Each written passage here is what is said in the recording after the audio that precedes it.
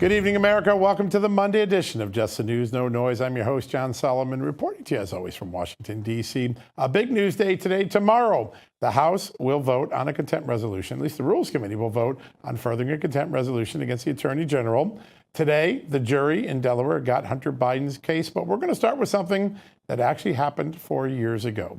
Believe it or not, we now are in possession, thanks to Congressman Barry Loudermilk, of tapes showing that Nancy Pelosi, the Speaker of the House at the time of January 6th riot, believed she was responsible for the security failures. Yep, no, not Donald Trump like the January 6th committee said. Nancy Pelosi takes accountability. Listen to this clip.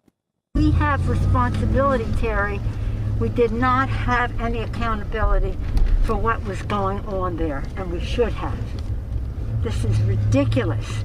You're going to ask me in the middle of the thing when they've already breached the inaugural stuff that should we call the Capitol Police?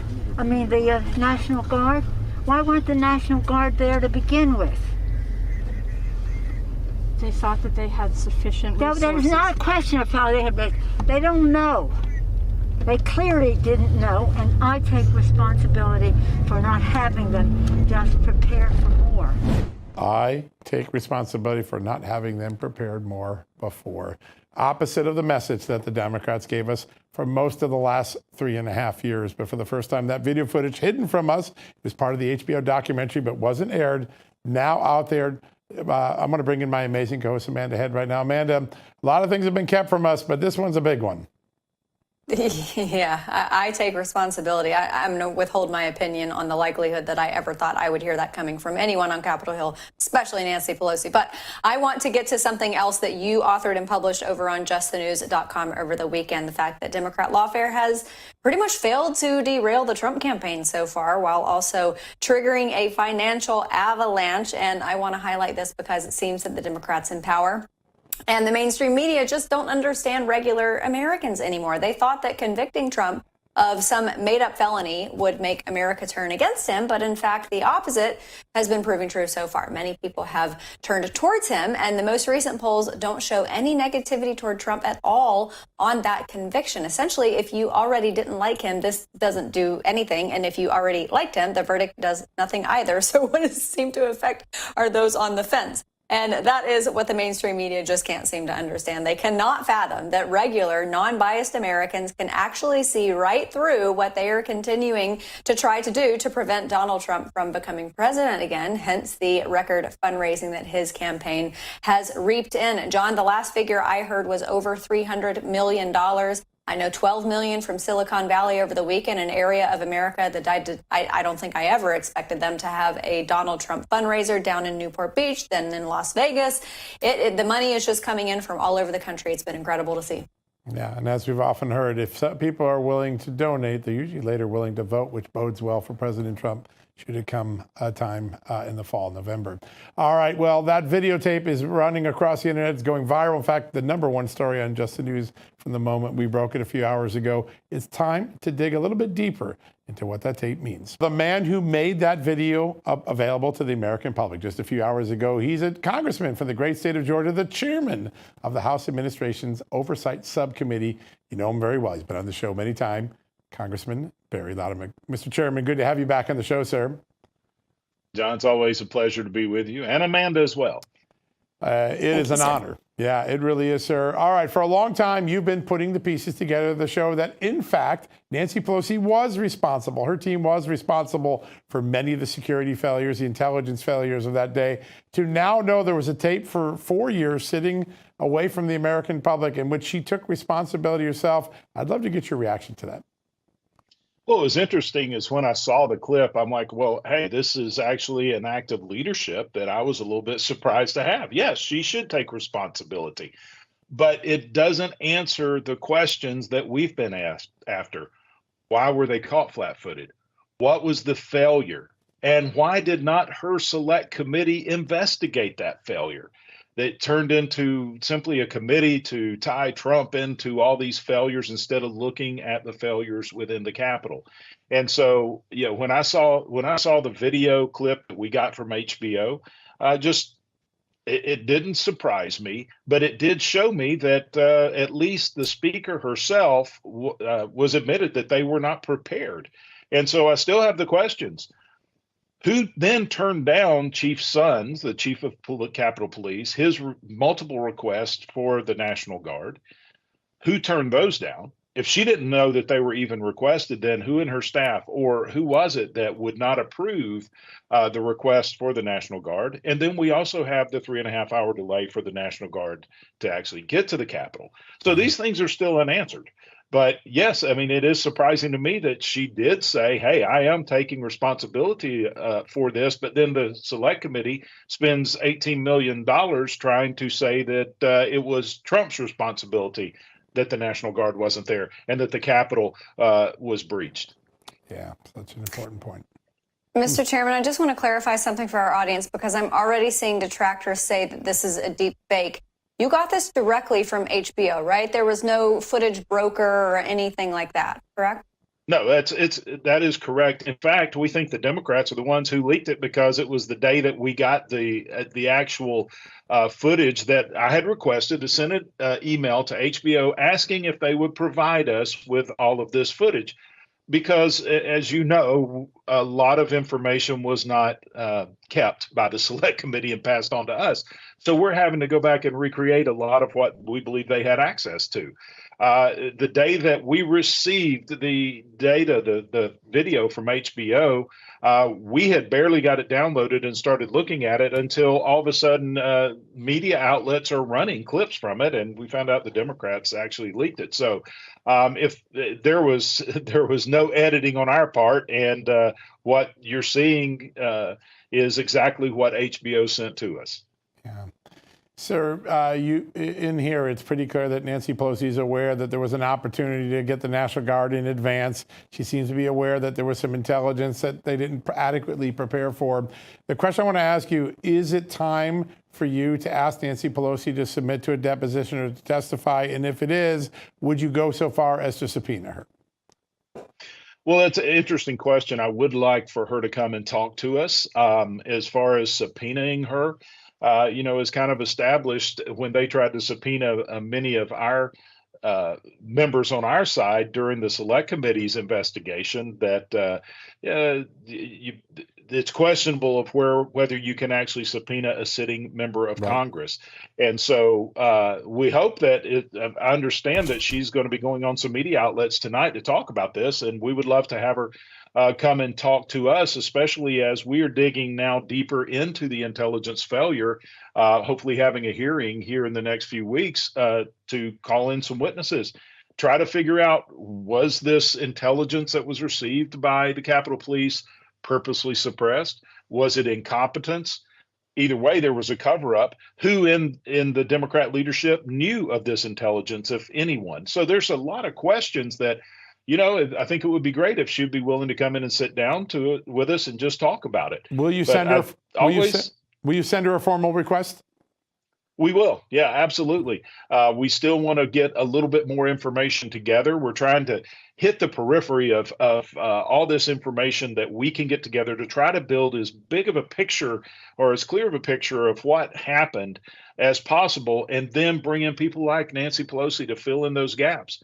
Because I'm going to take her at face value from her reaction in this video is that she had no idea. Well, I want to know why she had no idea. As the leader of the House of Representatives, it is her responsibility for security of the Capitol. But who turned down the multiple requests for National Guard leading up to that day and during that day?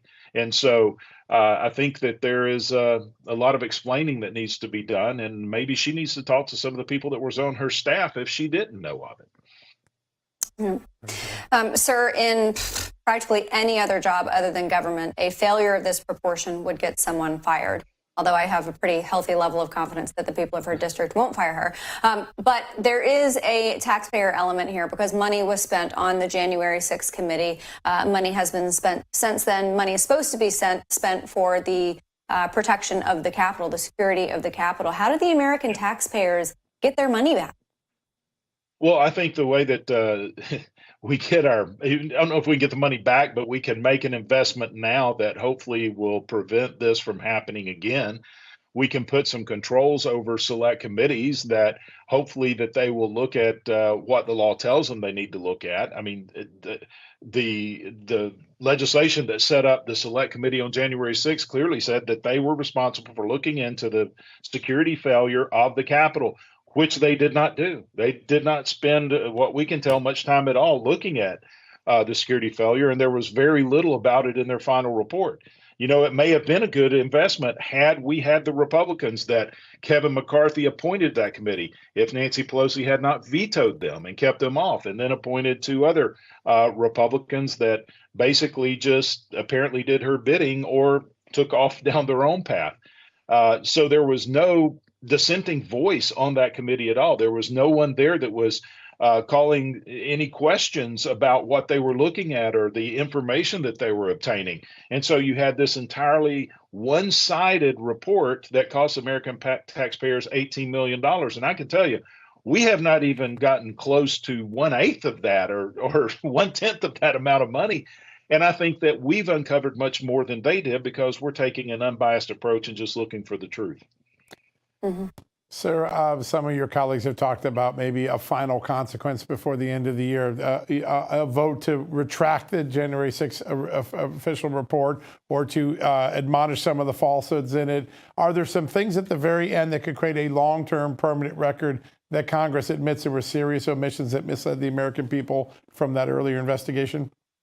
That's one of our objectives is the way, Congress is constructed, we can't necessarily go in there and just retract what another Congress has done. But there are some things that we can do to submit our own report, also bring out the disparities and the contradictions and the falsehoods that are in the Select Committee's report, and at least make some type of sense of Congress that this report is not reliable. It was biased, it was a political hack job, and that the American people and the history books should not take this as any factual account of what happened that day. Be a big moment. Before we let you go, sir, just to kind of get an accounting of who all was involved. I mean, it wasn't just Nancy Pelosi who takes some responsibility. There was dereliction of duty across the board. What percentage of officials who failed the American people that day are still in their positions? Well, obviously, Nancy Pelosi fired the chief of police the day after, which I thought was a very irresponsible act. There is one person who could go in and do a good after action, being the commander of the Capitol Police, and she fired him the next day and put someone else in his place, which happened to be someone who was over the intelligence division where the failure occurred. So we know the chief of police is not there anymore. There's a lot of Capitol Police officers that have left the force or were pushed out of the force. But many of the leadership in Capitol Police is still there. Most of the leadership, as far as Senate leadership, staff members, I believe they're still there. Many of the members of Congress are still there. So there's still a lot of people that have a lot of information that I hope they would just be willing to come forward, because this is not a partisan exercise that we're doing. This is trying to get to the truth of what really happened and let the American people know what happened and then make corrections so it never happens again. So there's a line I've probably uttered more than any other line on this show since we started 2 years ago. If it weren't for the work of Chairman Barry Loudermilk, we wouldn't know something again today. Another one of those moments. Thank you so much for making this public, making it visible, trusting the American people to make up their own mind, and also for joining us today here on the show. John, it's always a pleasure. Thank you both. It's a great honor, sir. You're doing real investigative work. We really appreciate it. All right, folks, we're going to take a quick commercial break. When we come back, we're going to talk to the West Virginia Attorney General, Patrick Morrisey. He's now a candidate for governor, the Republican nominee for governor in that state. He also is on the forefront of some of the most important lawsuits that will determine many of the big policies in the future, including energy policy and what we do with transgender males in women's sport. We'll have all that in a big conversation right after these messages.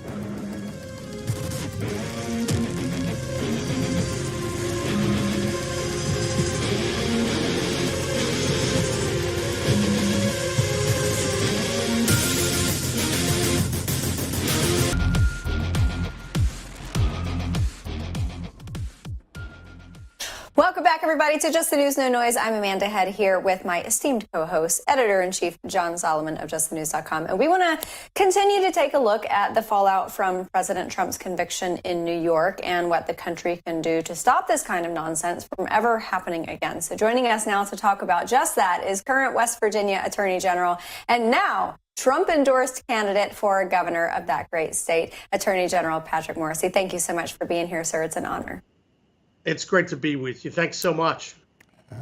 We are delighted to have you, and I've been keeping my eye on you on Twitter, and I know, for a lot of Americans, when they saw that guilty verdict handed down in New York, a lot of people were appalled. But I would imagine for especially people like you who know the law with a capital L, that it was especially appalling and shocking to you. Can you just give us your top line thoughts, because we haven't had you on since then?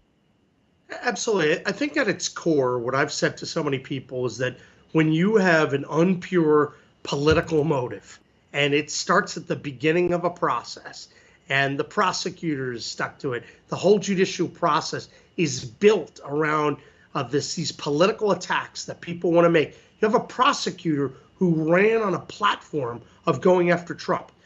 You can't possibly get a fair and a just result from such a system. And that's why I've always thought that this process was doomed to failure. It's never going to deliver the fairness and the adherence to the rule of law that's required.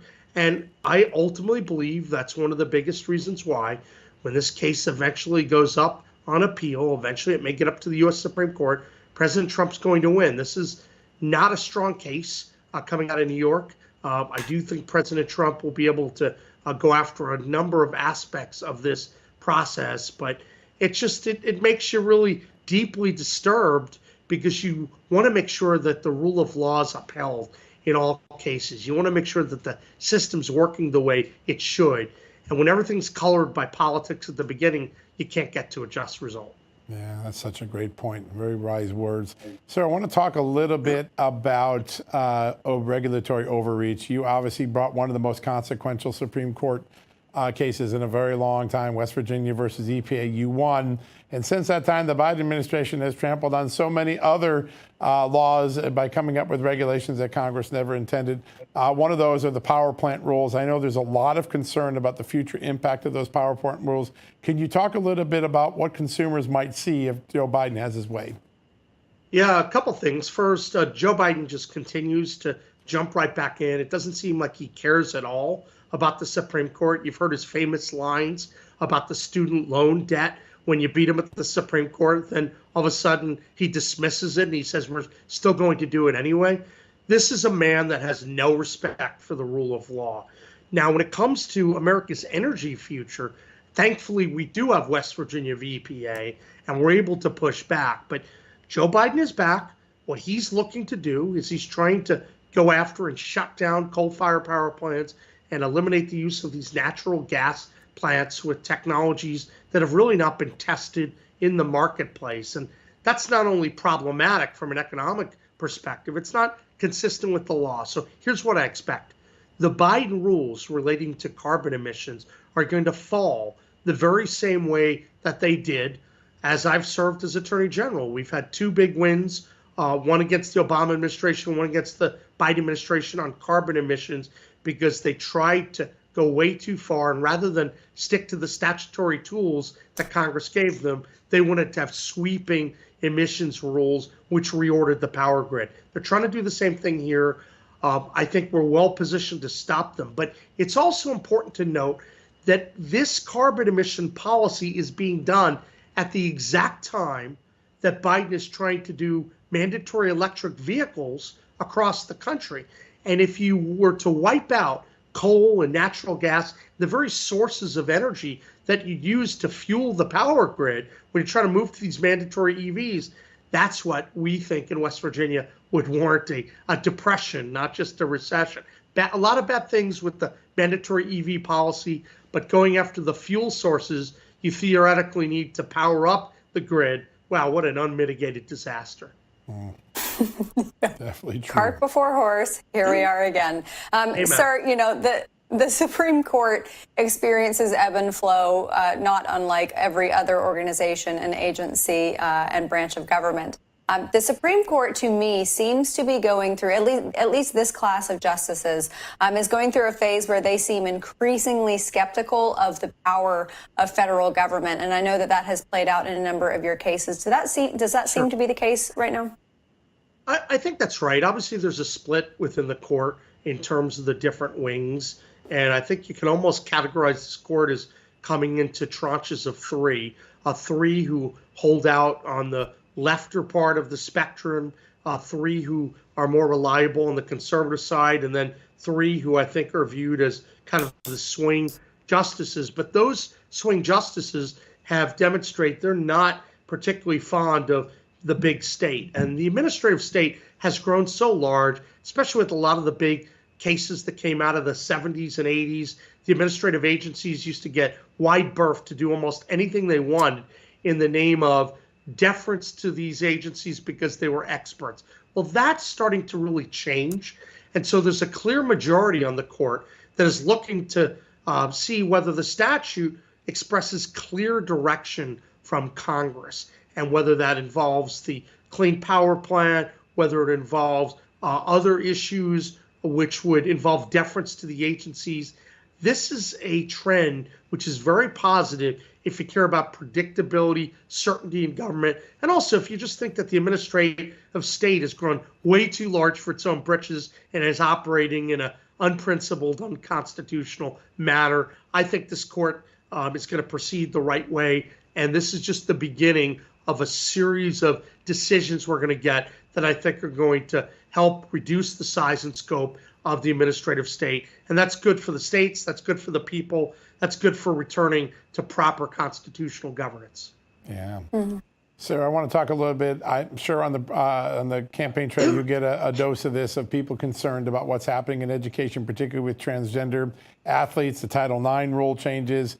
Your state took affirmative action to try to protect women's sports. Yeah. It got overturned to the appeals court. You're headed to the Supreme Court. This could be an epic case for deciding a lot of states' issues on this matter, right? Well, it could be. And in fact, we're getting ready right now. We're working on the petition for cert at the U.S. Supreme Court. And what we're waiting on is to see some of the cases that are being resolved right now at the U.S. Supreme Court before the end of this term. That could influence how we write our petition and some of the briefs. But we do expect that we will be making this filing probably within the next month or so. And it's so important because, number one, the question of women's sports to me is just a matter of basic fairness. I had Riley Gaines in just a few weeks ago, and Riley is such a courageous young woman, and she's able to talk about the impact to young women of what happens when you force women to play sports with these big hulking men. And then there are people that want to allow those big hulking men to be around locker rooms and in changing rooms. That's not right. Title IX never was intended for that. So we're involved in a series of cases pushing back against those concepts. I think that we're correct on the law. We won in the district court. Obviously, we didn't prevail in the Fourth Circuit, but we think we have the right arguments to get up to the U.S. Supreme Court. We're very hopeful they'll hear it. And this could be another landmark case for America. And if it happens the right way, maybe we can begin moving in a more sane direction in terms of all these policies. I think sanity certainly needs to make a comeback in this country. Sir, we were on watch in New York after the Trump trial, and now we are watching what's going to happen with Hunter Biden in Delaware. He did not testify. What do you anticipate will happen? And if Hunter Biden is cleared, do you think that that will help Donald Trump, because it just reinforces the notion that this administration is going after their rival? Look, I can speak for this. Hard to speak for the Hunter Biden issue, but I'm a believer that everyone needs to be accountable under the law. But politically motivated cases when they arise, and that's certainly what's happened with Donald Trump. So I think that eventually more and more people are going to see that President Trump was subjected to one of the greatest witch hunts of all time. I mean, think about it this way. You had 4 different jurisdictions emerging all around the same time going after President Trump, obviously on different theories. But the whole goal, in my mind, for some of the big theorists operating out of Washington seemed to be one of them we need to go through in order to take Trump down, make sure he's not going to be the nominee for the Republican Party. I think they have their winner in New York, but in many respects, that was their weakest case and the one that was born from so much untoward political influence. So I think that whatever the case is, whatever happens with Hunter, Trump people are going to realize was railroaded, and ultimately this case has a good shot of getting reversed on appeal. Yeah. So we only have about 45 seconds left. Real quickly, you're on the campaign trail. What are the issues most on West Virginia's mind right now?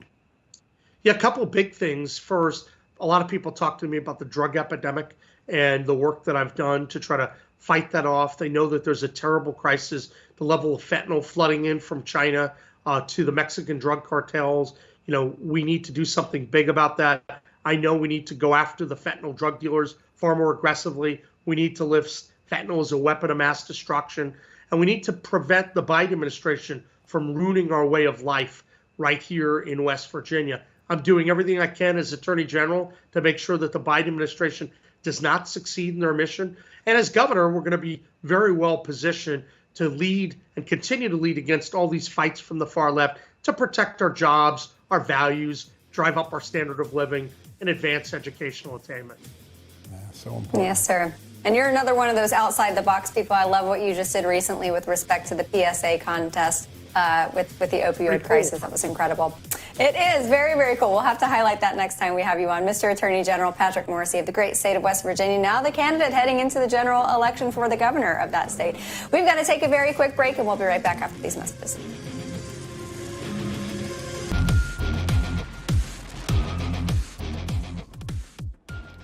Welcome back, America. Just a few hours ago, the United Nations endorsed a ceasefire for the war between Israel and the Hamas. And what's interesting about it, yes, it's U.S. drawn, but neither party to the war is actually agreed to do it. A very odd moment in peace negotiations. Joining us right now to weigh in on this and so much more going on in the world, Ohio Congressman and former Army Ranger Warren Davidson. Congressman, good to have you back on the show. Yeah, always an honor to join you, John, and you as well, Amanda. We love having you on. There was a very dramatic moment this weekend where Israeli special forces freed 4 hostages who, by the way, were staying in a Gaza refugee camp, so a sign that they're using those for military operations, the Hamas is. But a few hours after that, UN wants to impose a ceasefire, but neither side has actually agreed to it. Kind of odd to endorse something that the two parties at war don't seem to agree on yet. Yeah, and I'm glad you pointed out the hostages were freed. They were liberated. They were not released. They were extracted from Hamas's control. And, when you look at it, the combatants are the ones that agreed to a ceasefire. It seems like everyone in the world has a plan for how Israel should run Israel. But we should be defending our friend and our ally. Instead, the Biden administration is using every kind of piece of leverage they can find to try to coerce Israel into essentially terms that are favorable to Hamas. Yeah, great point. Sir, there was another moment this weekend that unfortunately was less dramatic and more kind of on brand for this administration. You've got the president of the United States out there confusing Ukraine and Iraq as he is touring the world for the anniversary of D-Day, heading off to G7. He's supposed to be projecting strength, and yet he can't even line up 2 countries in his brain so that he's speaking intelligibly about them. Yeah, it's really sad. I was talking with a Democrat colleague who acknowledged to me privately that, if he were not president of the United States, he'd probably be in a memory care unit somewhere. And I'm like, you're still going to stick with him as your nominee then? And they're like, yeah, he's the guy that unites us. People know that he's not the person running things day to day. And somehow that's supposed to provide solace. I don't find any solace in that at all. It completely projects weakness on the world stage, and countries all over the world have taken advantage of it. I think we've evacuated, the United States under Biden has evacuated 11 different embassies around the world. So this is a terrible situation for our foreign policy, and the American people are feeling it day to day domestically with Bidenflation. Yeah, there's no doubt about it. Sir, there have been reports confirmed by the Biden administration that they gave Ukraine permission to use U.S. weaponry to strike inside of Russia. Now, first off, the mere leaking of it seems to be an odd thing. Those are usually things we try to keep secret. But also, what effect does it now have that Russia knows we told Ukraine, go ahead and use their weapons to attack Russia? Well, look, I mean, once you provide a certain level of tactical support, it becomes tantamount to tactical participation. We would certainly view it that way at some point. And heck, folks like Lindsey Graham are all but calling for it. You know, he pointed out over the weekend that this whole thing really may have been all about critical minerals that are in eastern Ukraine. And if you go back to 2013, in November of 2013, Yanukovych, who was the president of Ukraine at the time, basically decided, hey, we're going to do a trade deal with Russia instead of a trade deal with Ukraine. Shortly after that, there was this Maidan coup and a change of government in Ukraine. Things have been destabilized there ever since. Now, look, none of this justifies Putin's invasion, but it shows that there are a lot of neocons, folks like Lindsey Graham, that would love to, if Ukraine can't win the war by themselves, and they can't, get other countries involved, because for them, it's worth expanding the war rather than containing it. Yeah, good point. Congressman, I know that when Joe Biden was running for president, he was billed as the great uniter. But I have to push back on your Democrat colleague a little, because it seems like every single week we hear instances of protesters shouting down either Joe Biden or Vice President Kamala Harris. Does it seem to you that the Democrats in Congress, and I guess Democrats nationally, think that the faction of the Democrat Party who are pro-Palestine are just too small and too fringe to worry about? Yeah, this really has put Democrats in a box. I mean, they're basically explains the funding for the situation. We want to fund Israel. We want to support Israel. I would say we're divided on whether we really want to fund Israel. They're a wealthy country. They can afford to buy weapons. But we certainly want to be supportive of Israel. And Democrats are divided on whether they also want to support Hamas. So the supplemental bill that passed the House of Representatives also funded, both Israel and Gaza. And the reality is, you can say, oh, no, that's just going to the people of Gaza. But whether it was Somalia or anywhere else in the world, we've tried it. The people with the guns wind up with the aid. And Democrats are trying to have it both ways. That was the whole point of the funding bill. It was an effort to have it both ways. Yeah, no doubt about it. Sir, at the top of the show, we showed this video footage that Chairman Loudermilk uncovered, where Nancy Pelosi clearly says, I take responsibility for the security failures that day. We were denied so much truth from the January 6th committee, yet two men have been sent to prison. One's already there, Peter Navarro. The other, Steve Bannon, headed there in a couple of weeks. Is there any sentiment in Congress to pass some legislation to reverse those condemned convictions? Yeah, I mean, there was talk about this early on, and Thomas Massey just recently revived that. And, I just shared that, from his, quote tweeted him. And then I quoted out Barry Loudermilk's clip that he shared, because, what we didn't do is find out the truth about what actually happened on January 6th. What Nancy Pelosi created was a sham partisan committee that was designed to cover up the failures, not of other things, but what happened on the Capitol grounds. How was it that protesters were able to even breach the security of the Capitol and go through the Capitol? And you can see people being allowed to come in peacefully and wander through peacefully and wander back out peacefully. Some of those people are in jail today under a weaponized government. And okay, there were also people who were violent in other areas. Those people should have been prosecuted. But there was no point that any level of violence should be able to overcome the nation's capital. And Nancy Pelosi clearly in that acknowledges that she failed as a leader, which is an important admission. They didn't do anything to expose that. In fact, they destroyed evidence and have been working to cover it up. Yeah. Sir, fresh off the heels of Joe Biden's executive order at the border, which effectively just legalized illegality, I've seen some other items come out from that quite frankly, nearly made me lose my lunch. One of them is that Arizona seized enough drugs this past month to kill 28 million people. And then another one is a cost report to the American people. Effectively, $150.7 billion is the price to the taxpayer. And that's after you factor in the amount of so-called taxes that illegal immigrants pay in this country. What can Americans expect to see from Republicans' fight on this heading into November? Anything before then? Well, look, the biggest opportunity was with funding. We've done a great job on oversight. The American people know what's going on, and Congress has helped that with good oversight. We've made all kinds of facts like that known to the American people. And it's only agitated them because they want to know when it's going to change. And look, we don't have a prosecutor in the legislative branch to put someone in jail. We have the power of the purse. And that was why it was so consequential. In January, the speaker went down to the border. He said, we don't want to shut the government down. We want to fund the government, but only one that will secure the border. And that was a really big miss. Thankfully, a majority of Republicans didn't vote with the speaker on that. And we said, no, we want to do what we said we would do. We want to fund a government, but one that secures the border. And then right afterwards, we had a supplemental funding where there's all this money going to Ukraine, to Israel, to Gaza, to the Pacific.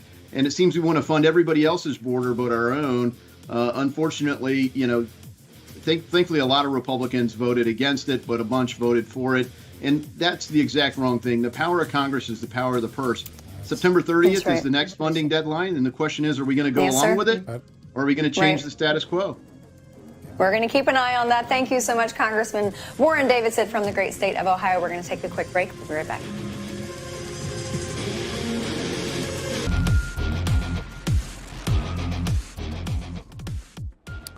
Welcome back, America. Last week at congressional hearings, we were reminded once again of the failures of the public health establishment during the COVID-19 pandemic. Dr. Anthony Fauci, time and again admitting to lawmakers he didn't have much science behind many of the decisions that were made, whether it was masks or distancing, or even early predictions about what the vaccine, the COVID-19 vaccine, might do. That has created a lot more momentum for innovation and change in medicine. Our next guest, well, she's at the forefront of that innovation and change. She's the Chief of Disaster and Emergency Medicine at the Wellness Company. Our sponsor for tonight's segment, she is Dr. Kelly Victory. Doctor, good to have you on. Thanks, as always, for having me, John. I want to get into a very important appeals court ruling that happened last week. But before we do that, just want to get your top line. When you hear the man who was the face of the public pandemic response say, there's no science behind it, I don't even know where that stuff came from. What does it do to everyday Americans in their trust in the system? Well, Anthony Fauci, you may recall, appointed himself the de facto head of this and said that he was coincident with science. And if you disagreed with him, you were disagreeing with science. Now, here we have him 4 years after the fact, disavowing, first of all, his participation in pushing some of these things, but also acknowledging that much of the mitigation effort, including masking and social distancing, was entirely made up or not based on a lick of science. I said these things from the very beginning because that's what the research has always led us to believe for decades. And the reason this is so important, John, is because things like masking and social distancing weren't just a nuisance. They weren't just an inconvenience. These things destroyed the lives and livelihoods of millions of people.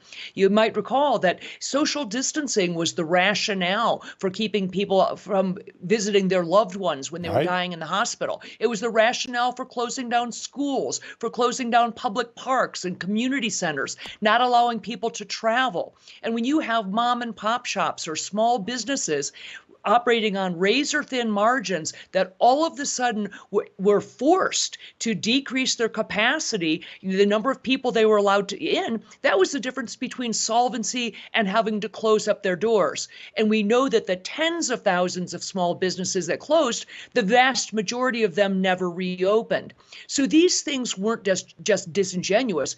They destroyed people's lives and livelihoods. And furthermore, as you intimated, it destroyed the confidence that Americans have in their public health system, which is incredibly dangerous because when the next thing comes along, and I promise you the next thing is going to come along, the average person isn't going to listen to anybody at the helm in public health. They are not going to listen to those voices that used to be trusted and really the voices of reason. Yeah, very consequential. Dr. Victory, speaking of the next thing to come along, I am hearing a lot of talk percolating about bird flu. Is this something that is worthy of our concern, or is it just a blip on the radar that most people won't have to worry about? Well, I think given the timing proximate to the upcoming election, you better believe they're going to get as much leverage out of it as they can. The reality is at this juncture, there's no reason for people to be particularly concerned about bird flu, and certainly no reason to stop doing things like eating, chicken or eating beef.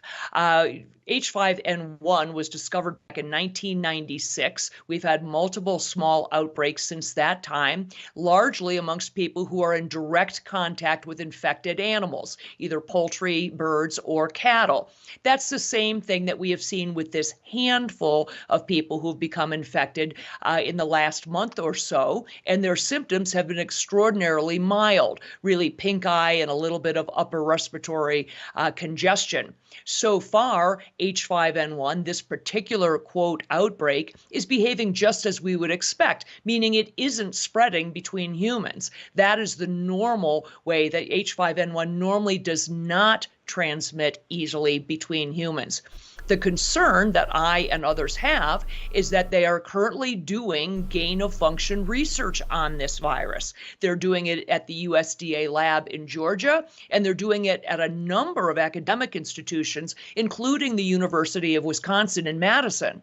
And my concern is if they are manipulating this virus, much as they did with COVID-19, to make it more transmissible or make it more resistant to treatment or make it more capable of causing severe disease, then we could be in trouble. But we have not seen evidence of that so far. Doctor, there was a really extraordinary moment heading into this weekend. The Ninth Circuit revived a lawsuit involving the LA school district and other employees challenging a vaccine mandate. The mandate's been withdrawn, but now the lawsuit's going to proceed, and the Ninth Circuit appeared to be quite open to the idea that the COVID vaccine isn't actually a vaccine because it doesn't prevent transmission. How big a moment was that in this debate?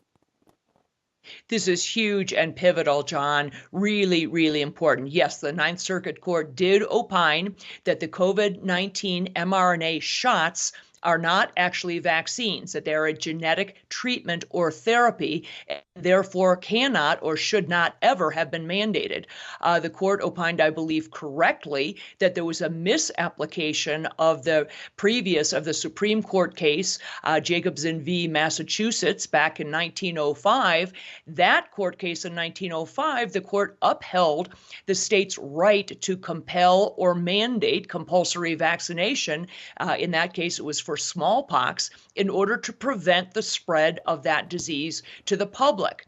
The reality is, as hopefully everybody knows now, however, the mRNA shots for COVID don't stop the transmission of the disease. They do not, and therefore the court opined that the states do not have a vested interest in this, because if it doesn't stop the spread and isn't a public health concern, then it's really none of the states' business whether or not you take any particular treatment that would decrease your particular symptoms or symptomatology from an infection, and therefore it is disallowing this. I think it's critically important. It will certainly open up the avenues for, I believe, a tsunami of lawsuits, and hopefully make people feel very differently about these mRNA shots going forward. Yeah, this is a really momentous moment. It also a reminder that you can't rely on the public health establishment until it gets its act together, and that's why these extraordinary emergency medicine kits that you have at the Wellness Company are great.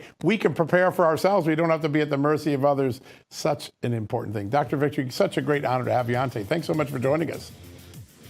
Thanks for having me. All right, folks, if you want to go get one of those emergency kits, the place to go, twc.health/justnews, twc.health/justnews. You're going to get a 10% discount.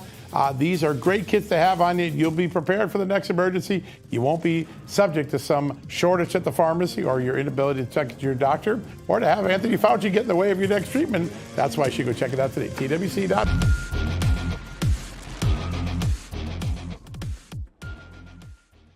Welcome back, everybody. It is the last segment. And John, the conversation that we just had with Kelly Victory reminded me of a woman who I met over the weekend. She used to work at the Canadian consulate here in Los Angeles. She no longer does, but she was working there during part of COVID.